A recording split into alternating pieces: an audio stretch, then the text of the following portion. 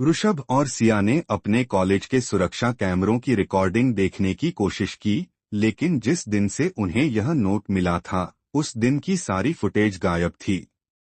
अब यह बात साफ हो गई थी कि कोई बहुत चालाक व्यक्ति उन्हें ट्रैक कर रहा था।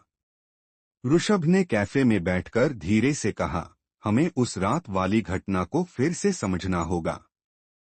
हो सकता है कि कोई सुराग वहीं छुपा हो। सिया ने सहमति में सिर हिलाया और बोली, ठीक है, हम वापस उसी रास्ते से चलते हैं जहां मैंने पहली बार नोट देखा था। सुनसान सड़क और एक परछाई, रात का समय हो चुका था, लेकिन सिया और ऋषभ को डर के बावजूद बाहर निकलना पड़ा। वे दोनों धीरे धीरे हॉस्टल के रास्ते की ओर बढ़े। रास्ता सुनसान था, सिर्फ सड़क के किनारे जलती बुझती स्ट्रीट लाइट्स थीं, जो माहौल को और भी डरावना बना रही थीं। तभी पीछे से किसी के कदमों की आहट आई। सिया ने घबराकर ऋषभ का हाथ पकड़ लिया। कोई हमारा पीछा कर रहा है, उसने फुसफुसाते हुए कहा। ऋषभ ने धीरे से सिर घुमाया, लेकिन पीछे कोई नहीं था। उन्होंने सोचा कि यह उनका वहम है और वे आगे बढ़ गए। लेकिन जैसे ही वे हॉस्टल के गेट के पास पहुंचे, अचानक पीछे से किसी ने उनके कंधे पर हाथ रखा।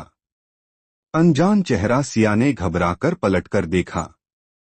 सामने एक अधेड़ उम्र का आदमी खड़ा था, जिसकी आंखें ठंडी और बेरहम लग रही थीं। तुम दोनों को बहुत ज्यादा जानने की आदत पड़ गई है, उसने धीमी लेकिन सख्त आवाज में कहा। ऋषभ ने खुद को संभालते हुए पूछा, तुम कौन हो और हमसे क्या चाहते हो? उस आदमी ने एक कागज की पर्ची निकालकर सिया की ओर बढ़ाई। सिया ने कांपते हाथों से उसे खोला।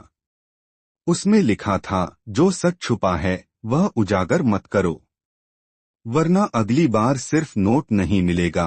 साजिश का पर्दाफाश। ऋषभ और सिया ने डर को किनारे रखकर उस आदमी से सवाल पूछना जारी रखा, लेकिन वह बिना कोई जवाब दिए वहां से चला गया।